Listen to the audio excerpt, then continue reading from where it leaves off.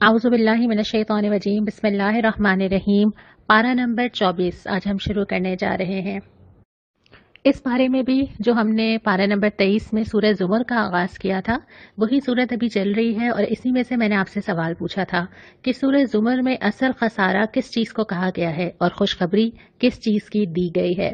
تو اس کا جواب آیت نمبر 15 اور 17 میں تھا۔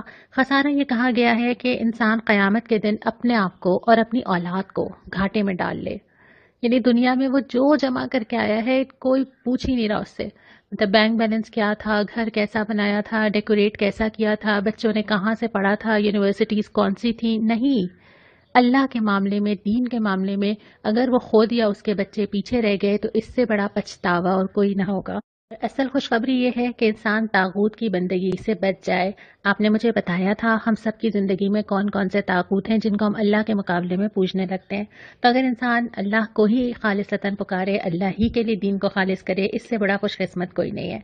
اب ہم پارہ نمبر 24 میں آ جاتے ہیں۔ شروع ہوتا ہے ایک سوال کے ساتھ، بہت ہی پیارا سوال۔ کیا اللہ اپنے بندے کے لیے کافی نہیں ہے؟ اتنی ساری چیزیں اللہ تعالیٰ نے گنوا دیں، تمہیں دے دیں، تم سے محبت کرتا ہے، تمہارے سے رحمت کا تعلق ہے، تمہارا اپنے اوپر حق سمجھتا ہے، ابھی بھی تیار ہے، آ جاؤ، پلٹ آؤ، جو چاہو دے سکتا ہے، حالات بدل سکتا ہے، پریشانیاں دور کر سکتا ہے، بیماری دور کر سکتا ہے۔ کیا وہ ایک کافی نہیں ہے کہ انسان اس کی عبادت کرے خالصتاً؟ کیا یہ بہت مشکل کام ہے؟ یہ اللہ تعالیٰ کا سوال ہے۔ اور پھر اس کے بعد فرمایا کہ بھروسہ، جو اہل ایمان ہے نا وہ تو اللہ پہ ہی بھروسہ کرتے ہیں ان سارے معاملات میں۔ اس کے بعد پھر مثال دی گئی ہے کہ جیسے اللہ تمہاری روح قبض کرے گا تو کیا روزانہ اللہ نہیں کرتا؟ کیسے ہم نیند کی حالت میں جانتے ہیں، کیسے ہم بالکل سٹل ہو جاتے ہیں، اور پھر کیسے ہم اٹھ کے دوبارہ کھڑے ہو جاتے ہیں۔ یہ روح کا لینا اور روح کا واپس ڈالنا یہ تو اللہ تعالیٰ روز دکھا رہا ہے ہمیں۔ اور اس کے بعد بھی فرمایا کہ دیکھو اللہ تعالیٰ کا اختیار ہے ان ساری چیزوں پہ جنہیں تم دوسرے لوگوں سے مانگتے ہو، اللہ کے ساتھ دوسرے شریک بنا لیتے ہو، دوسرے لوگوں کے سامنے ہاتھ پھیلاتے ہو، وہ اللہ دے سکتا ہے، اللہ شفاعت کر سکتا ہے، اللہ تمہارے گناہ معاف کر سکتا ہے، اللہ آخرت کے تمام اور دنیا کے بھی تمہارے تمام فیصلے کر سکتا ہے، اور رزق دینا تو ہے ہی اللہ کے ہاتھ میں۔ تو وہ ساری چیزیں جس کے لیے انسان کبھی ادھر دیکھتا ہے اور کبھی ادھر دیکھتا ہے، ایک اللہ رب العالمین اس کی یہ ساری چیزیں پوری کر سکتا ہے۔ پھر بہت پیار سے پکارا ہے، اے میرے بندوں، میرے کا لفظ استعمال کیا ہے کہ ہو تو اللہ کے نا، وہ محبت جو والدین کو اولاد کے ساتھ ہوتی ہے، جتنی ہی نافرمان ہو جائے آخر میں وہ کہیں سے نکل کے آ جاتی ہے نا، جتنا غصہ ہو، جتنی تکلیف ہو، پھر وہ آ جاتی ہے میرا بچہ۔ اللہ تعالیٰ فرماتا ہے اے میرے بندوں، کیا کیا کرو؟ اللہ کی رحمت سے مایوس نہ ہو۔ اگر یہ تسلی ہمیں نہ دی جاتی، کیا ہے ہماری زندگی، کیا ہے ہمارا نامہ اعمال، ہماری نمازیں، ہماری عبادات، ہمارے اخلاق، ہمارا کردار، ہمارے معاملات کیا ہیں؟ پلٹ کے نظر ڈالیں 2 منٹ اپنے اوپر، کیا لے کے جا رہے ہیں اللہ کے پاس؟ یہ اللہ تعالیٰ کی کتنی بڑی رحمت اور محبت ہے کہ اللہ تعالیٰ فرماتا ہے کہ مایوس نہ ہو، کسی لمحے مایوس نہ ہو، پلٹ آؤ، رک جاؤ، واپس آ جاؤ اپنے رب کی طرف۔ چاہے زندگی جتنی بھی گزر گئی ہے نا، اب اللہ جانے ہم سب کی زندگیاں کتنی باقی ہیں، کتنی ہو گئیں، کتنا موقع آگے نیکی کرنے کا ملے گا کہ نہیں ملے گا، لیکن اس وقت آج پلٹ آؤ اپنے رب کی طرف، مطیع ہو جاؤ، مان لو اللہ تعالیٰ کی اطاعت اختیار کرو، اللہ تعالیٰ کی کتاب کی پیروی کرو، جو اللہ تعالیٰ نے لکھ کے دے دیا نا جنت کی طرف آنے کا راستہ، اس کو پکڑ لو، اللہ تمہارے سارے گناہ معاف کر دے گا۔ اس کے بعد فرمایا کہ اللہ کی قدر کرو جیسا کہ قدر کرنے کا حق ہے۔ قیامت کے دن کا پورا نقشہ کھینچا گیا، کیا ہوگا، لوگ جمع ہوں گے، حق کے ساتھ، انصاف کے ساتھ پورا بدلہ چکا دیا جائے گا۔ کفار کو، مشرکین کو، اللہ سے باغی لوگوں کو بھی بدلہ مل جائے گا اور مومنین کو بھی مل جائے گا، اور وہ بہت خوش ہوں گے۔ اور اللہ تعالیٰ نے جو جملہ ان کا کوٹ کیا نا کہ وہ کہیں گے شکر ہے اس خدا کا جس نے یہ وعدہ سچ کر دکھایا۔ اس کے بعد سورہ مومن جو کہ مکی صورت ہے اس کا آغاز ہوتا ہے، اور پھر فوراً ہی ہمارا پارہ 24 کا دوسرا ربع شروع ہو جاتا ہے۔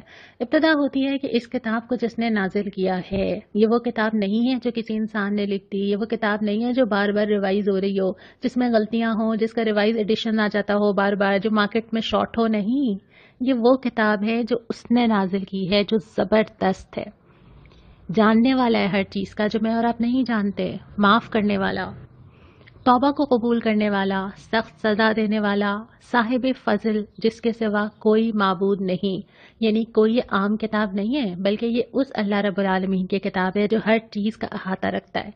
پھر فرمایا کہ دیکھو دنیا کی یہ جو چلت پھرت ہے نا، جو تمہیں نظر آتے ہیں بہت شاندار چیزیں، شاندار لوگ، شاندار عمارتیں، یہ تمہیں کسی دھوکے میں نہ ڈالیں۔ یہ تمام چیزیں صرف دنیا کی زندگی کی آرائش ہیں، اور جس دن اللہ تعالیٰ اس کو لپیٹنا چاہے گا لپیٹ لے گا۔ اور پھر ذکر کیا ہے کہ فرشتے اہل ایمان کے لیے دعا کرتے ہیں۔ یہ ہمیں بہت ساری جگہ پہ ملتا ہے کہ جو لوگ اللہ کے لیے کوئی بھی قدم کرتے ہیں، جو لوگ اللہ کے لیے لوگوں کو معاف کرتے ہیں، جو اللہ کے دین کو پھیلاتے ہیں، جو اللہ کی راہ میں چلتے ہیں، جو اللہ کے لیے مشکل اٹھاتے ہیں، اللہ تعالیٰ فرشتوں کے ذریعے ان سے دعا کرواتا ہے۔ اللہ تعالیٰ فرشتوں کے ذریعے دوسرے لوگوں کے دل میں ان کی عزت ڈالتا ہے، اور اللہ تعالیٰ وہاں ان کا ذکر کرتا ہے جو دنیا کے لوگوں سے بہت بہتر ہیں۔ اس کے بعد فرمایا کہ قیامت کے دن سب کو جمع کر کے لے آیا جائے گا، سارے گروہ آ جائیں گے، کھڑے ہوں گے، پوچھا جائے گا اب بتاؤ آج بادشاہی کس کی ہے؟ اللہ واحد قہار کی۔ پھر ذکر کیا ہے کہ یہ جو کتنے سارے قصے ہیں، یہ جو قومیں گزری ہیں، کیا ان لوگوں نے کبھی غور نہیں کیا؟ کیا یہ واقعی انسان کے لیے مقام عبرت نہیں ہے کہ وہ دیکھے کہ کیسے کیسے لوگ آئے اور چلے گئے؟ اور پھر فرعون اور ایک مومن کا ذکر کیا ہے۔ ایک شخص ہے جسے دنیا میں سب کچھ ملا ہے لیکن وہ اللہ کا انکار کرتا ہے۔ ایک مومن ہے جس کا نام بھی ہمیں نہیں معلوم لیکن وہ اللہ کی گواہی دیتا ہے، اور آخرکار اللہ تعالیٰ کے پاس سرخرو ٹھہرتا ہے۔ پھر تیسرے ربع کا آغاز ہوتا ہے، ابتدا ہوتی ہے کہ دوزخ میں لوگ آپس میں جھگڑیں گے، ایک دوسرے پہ الزام ڈالیں گے، اپنے پیشوا سے کہیں گے تم نے کہا تھا بچا لوگے، اور وہ کہیں گے کہ ہمیں اختیار ہوتا تو اپنے آپ کو نہ بچا لیتے۔ اور پھر اہل ایمان سے اللہ تعالیٰ مدد کا وعدہ کرتا ہے، اور وہ مدد صرف دنیا میں نہیں آخرت میں بھی۔ یعنی اللہ تعالیٰ کسی مرحلے میں، چاہے وہ میری دنیا کے معاملات ہوں، چاہے وہ میری قبر کا سفر ہو، چاہے وہ میرے اللہ تعالیٰ کے سامنے کھڑا ہونا اور اس دن کی سختی ہو، اللہ تعالیٰ اپنے اہل ایمان کی مدد کرتا رہے گا۔ پھر اگلے کچھ آیات میں کرنے کے کام گنوائے گئے ہیں کہ تمہیں کرنا کیا چاہیے۔ صبر، بہت دفعہ ہم نے پڑھا، اپنے قصور کی معافی چاہو، یہ ہم سب کی ضرورت ہے۔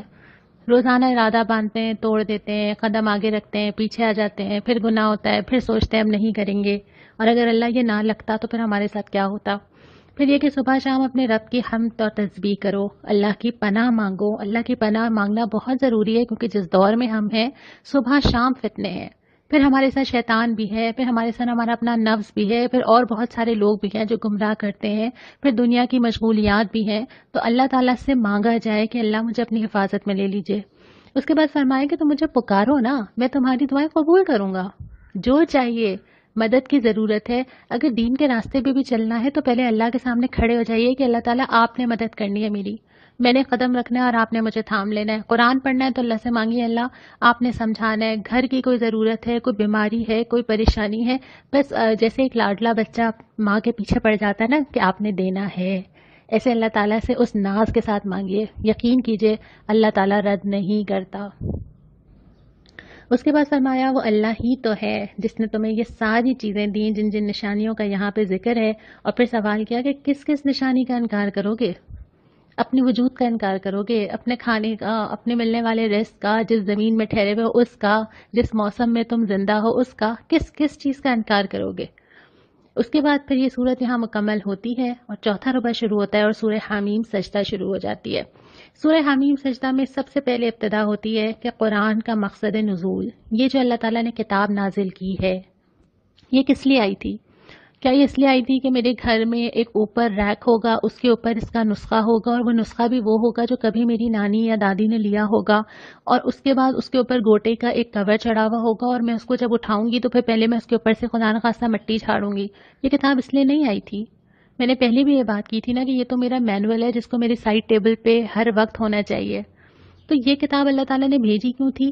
علم رکھنے والوں کے لیے تھی، بشارت تھی کہ لوگ اس سے خوشخبری نہیں، لوگوں کو پتہ چلے کہ کیا کیا فائدے اٹھا سکتے ہیں وہ دنیا اور آخرت میں، ان کو ڈرائے، خبردار کرے کہ دیکھو یہ غلطی نہ کرو، اپنے آپ کو نقصان پہنچاؤ گے۔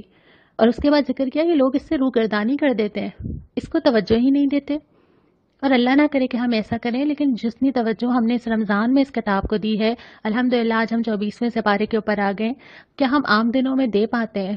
کیا رمضان گزرنے کے بعد پورا سال یہ کتاب انتظار نہیں کرتی کہ مجھے وقت ملے گا تو میں اس کتاب کو کھولوں گی؟ اور اس کے بعد فرمایا کہ اللہ تعالیٰ اس کائنات کو وجود میں لایا، کیسے اللہ تعالیٰ نے اس کی تشکیل دی، ایک ایک چیز کو بنایا، اور پھر خبردار بھی کیا کہ دیکھو یہ عذاب جو ہے نا یہ اچانک آ سکتے ہیں، جیسے عاد پر آیا، جیسے سمود پر آیا، بلکہ ہم دور کیوں جائیں، ہمارے اپنے ملک میں وہ زلزلہ یاد کیجئے۔ اس کے بعد ایک بہت ڈرانے والی آیت آتی ہے، پہلے بھی آئی تھی، کہ قیامت کے دن جسم گواہی دے گا، یعنی زبانیں نہیں بول سکیں گی، اپنا مقدمہ لڑ نہیں سکیں گے، بہت سارے ریزنز دے کے اپنے آپ کو بری کروانے کی کوشش نہیں کر سکیں گے. کان بولیں گے، آنکھیں بولیں گی، کھالیں بولیں گی. کھال انسان حیران ہو کے اپنی کھال کو دیکھ کے بولے گا کہ تمہیں کیا ہوا، اور وہ کہے گی کہ اللہ نے گویائی دے دی مجھے. اور پھر جسم خود ہی گواہی دینا شروع ہو جائے گا، تو پھر انسان کیا کہے گا اور کیا بات پیش کرے گا. اس کے بعد ایک بہت ہی پیاری آیت، وہ یہ کہ جن لوگوں نے کہا کہ اللہ ہمارا رب ہے اور اس پر ثابت قدم رہے. پہلا ٹکڑا تو آسان ہے، سب نے کہا ہے، ہم بھی کہتے ہیں نا اللہ ہمارا رب ہے. دوسرا تھوڑا مشکل ہے کہ اس پر ثابت قدم رہے، اس پر جمے رہے، اس سے پیچھے نہیں ہٹے. زندگی کے کسی معاملے میں یہ مشکل ہے، لیکن جو لوگ اس کا ارادہ کرتے ہیں، جو لوگ اس راہ پہ استقامت سے چلتے ہیں، کیا کیا وعدہ کیا کہ فرشتے آتے ہیں ان کے اوپر، فرشتے تسلی دیتے ہیں، سکینت نازل کرتے ہیں، دل کے اندر محسوس ہوتا ہے، تسلی دیتے ہیں کہ پریشان نہ ہو، جنت کی بشارت دیتے ہیں، ہم تمہارا ساتھ دیں گے اور تم اللہ تعالیٰ سے جو مانگو گے روز قیامت تمہیں دیا جائے گا. جس چیز کی تمنا کرو گے وہ تمہاری ہوگی. لیکن چاہیے کیا؟ اس دنیا میں یہ کام بہت مشکل ہے. یہ بہت مشکل ہے کہ اگر میں یہ طے کر لوں کہ بس اب میں نے اس سے پیچھے نہیں ہٹنا اور میں اپنے آپ کو جما کر رکھوں اس کے اوپر. یہی تو چیز ہے جہاں ہم مار کھا جاتے ہیں. ارادے تو بہت باندھتے ہیں، پہلے بھی باندھتے ہیں، آئندہ بھی باندھیں گے. اور یہی بات میں نے آپ سے پہلے بھی کہی تھی کہ یہ کہ اس وقت قرآن اٹھانا اور اس کے بعد جب رمضان ختم ہو جائے گا اس کے بعد قرآن کو اٹھانا بہت مختلف چیزیں ہیں.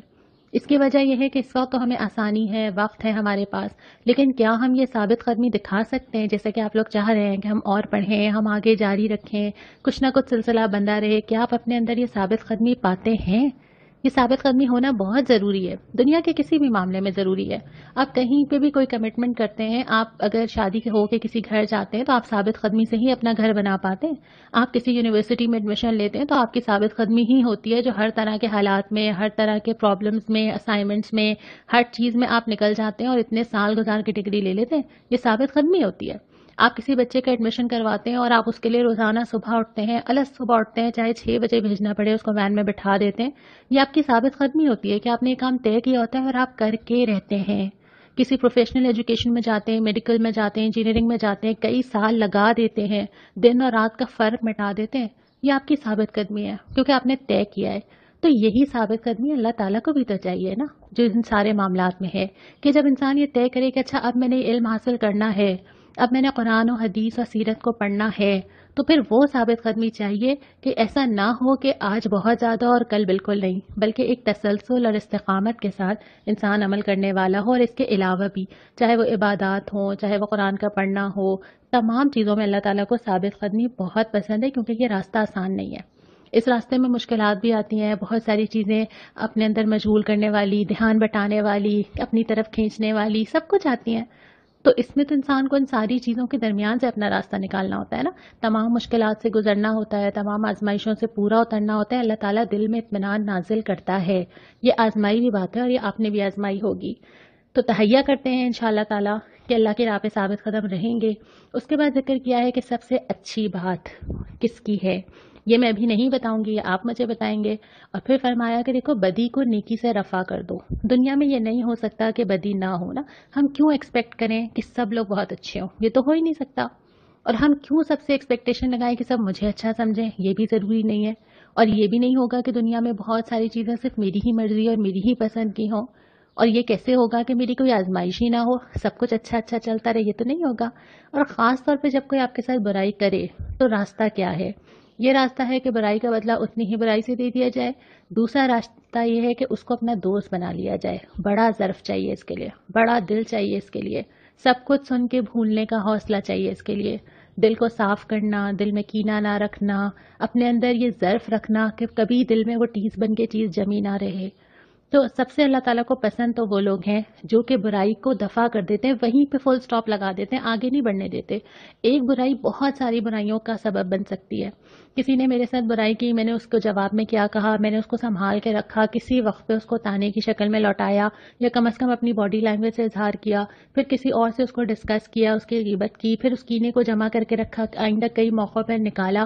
تو ایک برائی نہیں ہوتی اگر اس برائی کو وہیں روک دیا جائے، اللہ سے اجر کی توقع کے ساتھ، ظرف کا مظاہرہ کر کے، یہ سوچ کے کہ اللہ اس کے بدلے مجھے معاف کرے گا، تو وہ راستہ نہیں کھلتا بہت ساری برائیوں کا. اسی لیے اللہ تعالیٰ کو یہ رویہ بہت پسند ہے. پھر آخرت کی نشانیاں اور قیامت کا ذکر کر کے یہ فرمایا کہ دیکھو، نیک عمل کرو گے یا برا عمل کرو گے، دونوں صورتوں میں تمہارا فائدہ ہے، جو کرو گے اپنے لیے ہی کرو گے۔ یہاں پہ سپارہ مکمل ہوتا ہے، اور جو آج کا سوال ہے سورہ حامیم سجدہ میں بیچ میں یہ بات آئی تھی کہ اللہ کے نزدیک سب سے اچھی بات کس کی ہے، یہ آپ مجھے انشاءاللہ تعالیٰ لکھ کے بھیجیں گے۔ کل جب ہم سپارہ نمبر 25 کا آغاز کریں گے تو پھر ہم اس کو دیکھیں گے۔